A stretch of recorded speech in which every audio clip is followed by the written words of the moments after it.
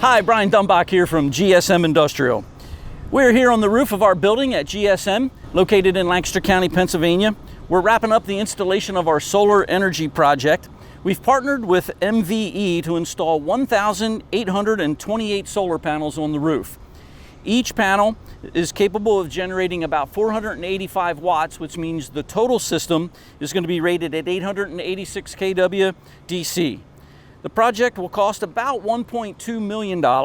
However, we're planning on rebates, some tax credits, and SRECs, which are going to offset more than half of the cost of the project. We're a custom metal fabrication shop and an installation contractor, so we try to do our part for the environment. We already use a lot of recycled steel, and of course we recycle all of our scrap metal, but we do use a fair amount of electricity to power about 40 welders and all of our fabrication equipment. All right, so this is one of our Miller Pipeworks 400 welding machines. It runs off of 480 volts, and we usually run it at about 20 to 25 amps. So that means it could be drawing 12,000 watts of power. So the plan is to offset 92 to 95% of our electricity costs with these solar panels. Sun is burning bright today, so hopefully we're going to turn a lot of solar into juice.